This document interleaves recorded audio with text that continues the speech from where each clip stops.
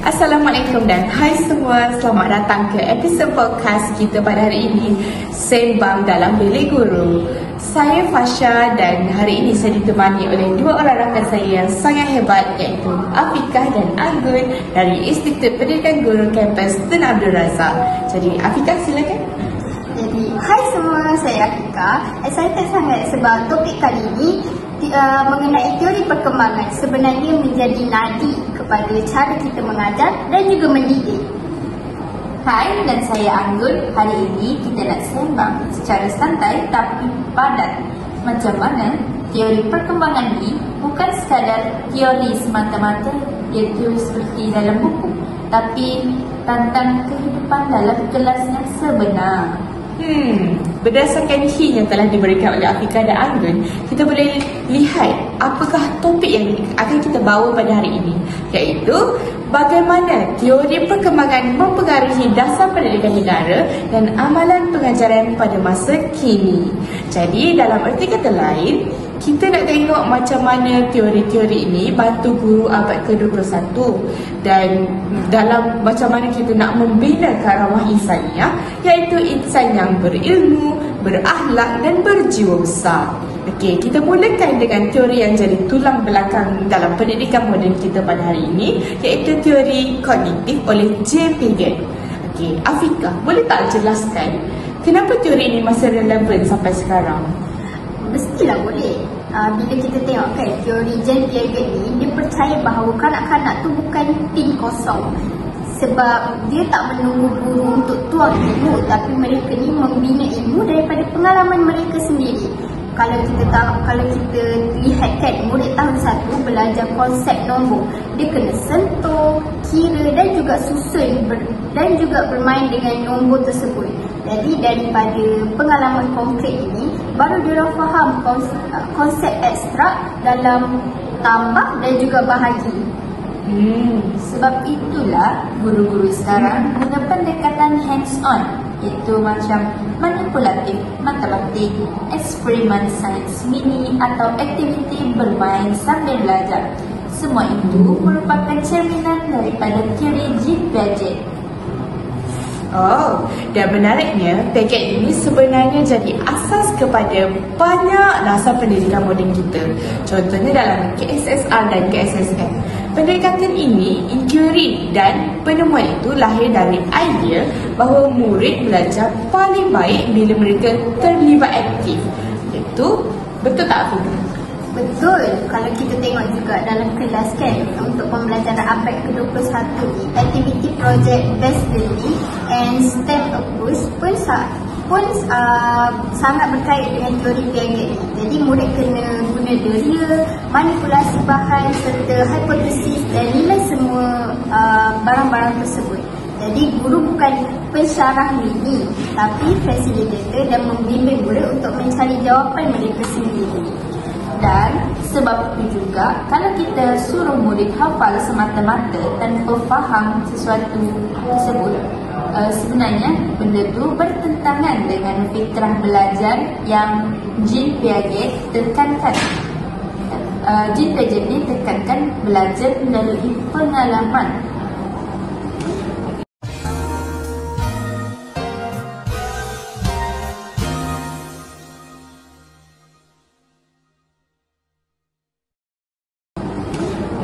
Okey, kita beralih pula kepada teori yang kedua, iaitu teori psikososial oleh Erik Erikson.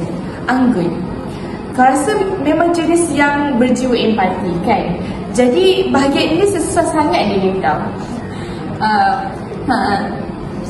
Ya, mungkin sebab teori ini dekat dengan dunia sebenar guru. Erik Erikson percaya setiap peringkat umur ada krisis, iaitu sosial yang membentuk identiti diri.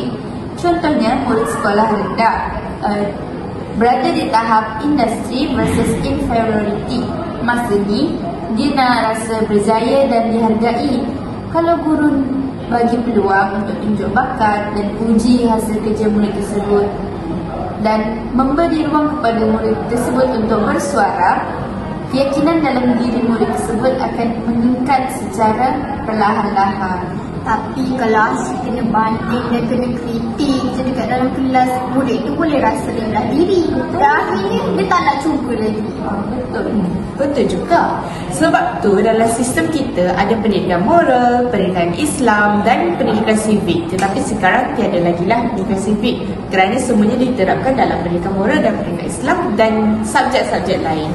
Semua ni fungsi dia bukan sekadar isi pelajaran, tetapi latihan emosi dan sosial murid. Ya tak? Betul tu. Saya pernah nampak cikgu buat aktiviti kotak pujian. Murid tulis ucapan positif untuk rakan di dalam kelas. Nampak kecil kan benda tersebut? Tapi inilah bentuk intervensi emosi yang boleh membantu diri murid untuk membina harga diri mereka. Menariknya, nilai ini seiring dengan semangat falsafah pendidikan kebangsaan, di mana perkembangan menyeluruh dan juga seimbang. Maknanya kejayaan bukan hanya tentang IQ, tapi EQ dan juga SQ, di mana emosi dan spiritual juga penting. Betul tu. Kalau teori Piaget ajar kita guna akal, tapi teori Erikson ajar kita guna hati masa mendidik. Kedua-dua ni perlu berjalan secara seiring untuk membentuk insan karamah insannya.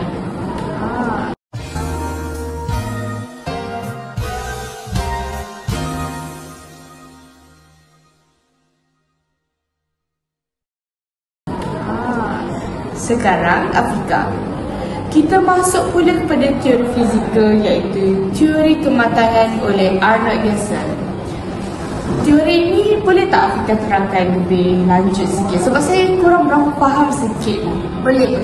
Teori ini sebenarnya menarik sebab Gesell ni percaya bahawa setiap kanak-kanak ni dia berkembang ikut kadar perkembangan masing-masing. Macam contoh bayi kan, dia akan belajar duduk dulu, baru merangkak dan kemudian berjalan. Jadi macam tu juga dengan pembelajaran, di mana ada murid yang cepat membaca, ada murid yang lambat membaca. Jadi benda tu normal lah dalam pembelajaran. Betul kan? Betul. Dan saya suka juga teori ni sebab dia mengajar guru untuk sabar dan realistik. Kadang-kadang kita ni terlalu cepat nak murid pandai, semua benda nak buat serentak. Padahal sistem motor murid tersebut atau kognitif murid tersebut belum cukup matang untuk mempelajari semuanya secara serentak. Dalam PDP sebentar pun, aktiviti fizikal macam lukisan, sukan, tarian ataupun aktiviti role play penting untuk bantu perkembangan motor halus dan sosial mereka. Jadi, Afika, ada apa-apa nasihat tak untuk bahagian ini? Ada. Sebenarnya kan, jangan kita lupa dalam Pelan Pembangunan Pendidikan Malaysia 2013-2015 ada salah satu aspirasi murid di mana kesihatan fizikal dan kesejahteraan. Jadi mengikut teori Gesell ni, dan dia jadi asas dalam pembangunan murid untuk aktif, sihat dan juga sihat fizikal. Jadi sebab itulah kalau badan cerdas, minda pun cerdas. Logik. Betul tu. Macam kata pepatah, dalam tubuh yang sihat ada jiwa yang kuat. Jadi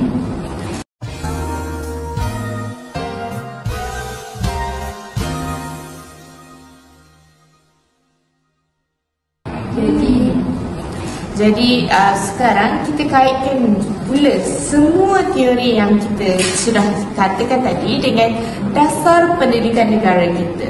Sebab teori ini bukan benda yang hanya terapung dan tiada jalan pastinya, tetapi juga adalah tunjang kepada sistem pendidikan kita. Betul-betul. Jadi kalau kita imbas balikkan Penyata Razak 1956 ataupun Laporan Rahmat Talib 1960, jadi dua-dua ni dia letakkan asas kepada perpaduan dan juga pembentukan insan yang berakhlak. Jadi dasar ni bukan sekadar untuk struktur kurikulum, tapi juga falsafah kemanusiaan. Dia merupakan pendidikan sebagai alat penyatuan bangsa. Kemudian, bila lahir Akta Pendidikan 1996, barulah kita nampak dengan jelas penekanan terhadap potensi individu. Setiap murid perlu berkembang secara menyeluruh, ikut kebolehan dan minat sendiri. Faham?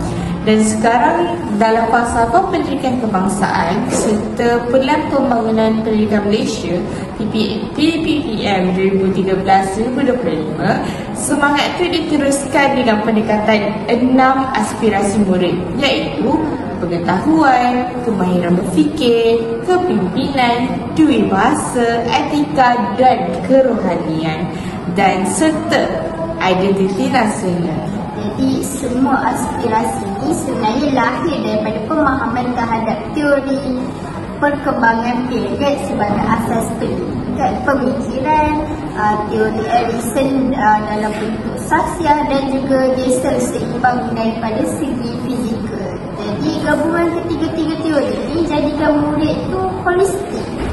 Faham, sebab itulah ketiga-tiga teori ini penting sebagai tunjang dari sistem pendidikan kita pada hari ini, kan? Betul tu. Dan kalau guru-guru faham teori ini, bermakna mereka bukan sekadar ikut silibus pembelajaran yang telah diberi oleh KPM, tapi boleh ubah PDP jadi pengalaman yang lebih bermakna kepada murid tersebut, supaya murid boleh belajar tentang hidup, bukan sekadar lulus dalam peperiksaan.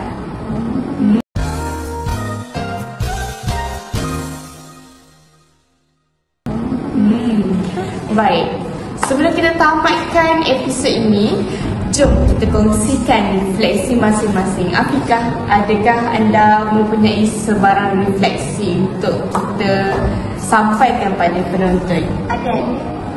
Bagi saya kan, saya rasa teori perkembangan ini jadi asas utama kepada PDP yang bermakna. Sebab guru ni bila dia faham teori, dia tahu bila nak ajar, apa yang dia nak ajar, dan juga macam mana dia nak sesuaikan gaya pengajaran itu dengan tahap penguasaan murid. Jadi sebab benda tu sangat berbeza dalam mengajar dan mendidik murid. Betul tu. Kalau untuk saya pula, saya percaya teori ini bentuk empati guru. Bila kita faham latar emosi dan tahap murid, kita tak cepat menghukum murid tersebut, tetapi kita lebih membantu murid tersebut. Itulah jiwa pendidik sejati, mendidik dengan hati. Kalau bagi saya pula, semua teori ini mengajar kita satu perkara besar, iaitu pendidikan bukan tentang markah, tapi tentang manusia, betul tak? Karamah insannya pula bukanlah slogan semata-mata, tetapi misi kita untuk lahirkan generasi yang akan datang dari segi akal yang baik, akhlak yang baik dan aman yang terpuji.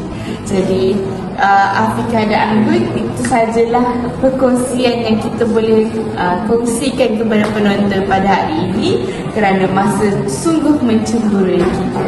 Jadi jangan lupa follow untuk episod seterusnya. Sekian, terima kasih, bye.